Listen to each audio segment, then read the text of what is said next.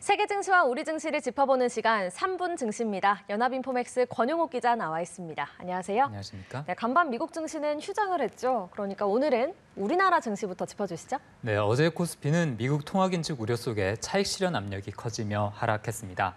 지수는 0.6% 내린 2,609부근에서 마감했는데요. 어제 전해드렸던 미국 연방준비제도 관계자들의 매파적, 즉 통화긴축 선호 성향의 발언들로 시장이 부담을 느꼈습니다. 특히 미국 증시와 마찬가지로 국내 증시도 최근 지수 상승세가 이어져 왔던 만큼 차익을 실현하고 가자는 욕구가 컸는데요. 원달러 환율이 상승한 부분은 외국인 중심으로 차익 실현 압력을 키웠습니다. 외국인 입장에서는 환율이 오르면 원화를 달러로 환전할 때 얻는 차익이 줄어들어 외국인 수급에 부정적인데요. 환율은 어제 하루 동안 10원 넘게 올랐습니다. 주요 종목들을 살펴보면 시가총액 상위 종목이 대부분 내렸는데요. LG 에너지솔루션과 SK하이닉스가 4% 내외로 각각 하락하며 낙폭이 컸습니다. 카카오와 네이버도 2% 안팎으로 각각 내렸고요.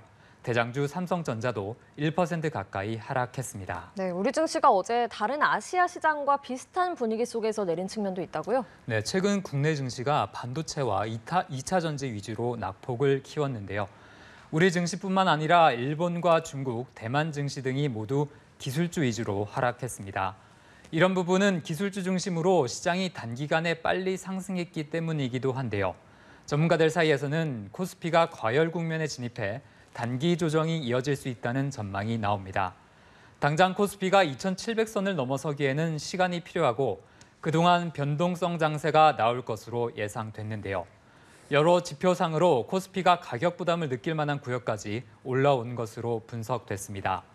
일부에서는 미국 연준의 매파적인 입장이 미국뿐 아니라 우리 증시의 발목을 잡고 있다는 분석도 나오고 있습니다. 네, 코스피와 마찬가지로 미국 증시도 최근에 기술주 중심으로 올랐잖아요. 네. 앞으로 전망은 어떻습니까? 네, 미국 증시도 국내 시장과 상당히 비슷한 상황이 있다고 볼 수 있습니다.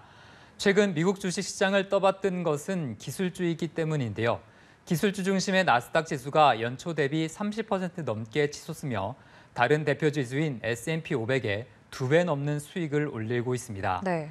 이렇게 미국 기술주가 빠르게 오르는 것은 인공지능 기술에 대한 기대 때문인데요.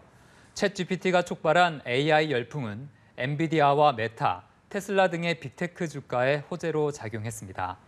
하지만 기술주들의 이런 질주가 과거 닷컴 버블과 같이 붕괴될지 아니면 더 오래 랠리를 이어갈지 투자자들의 전망은 다소 엇갈리고 있는데요. 일부에서는 AI가 우리 사회를 완전히 바꿔놓을 잠재력을 가졌다고 진단하지만 다른 일부에서는 특정 기술에 대한 선전이 과장됐다는 반론도 내놓고 있습니다. 또한 미국 연준이 향후 기준금리를 얼마나 올릴지가 주요 변수라는 분석도 제기됩니다. 네, 오늘 코스피는 어떨지 또 전망해 주시죠. 네, 오늘 코스피는 어제 매도세에 대한 반발 압력으로 강보합권에서 출발할 것으로 전망됩니다. 다만 미국 증시가 간밤 휴장한 만큼 국내 시장도 뚜렷한 방향성을 가지기가 힘들 수도 있는데요. 조금 전 말씀드린 대로 단기 급등에 대한 가격 부담이 지수의 추가적인 반등 압력을 막아설 수 있겠습니다. 네, 알겠습니다. 3분 증시 권용욱 기자와 함께했습니다. 고맙습니다.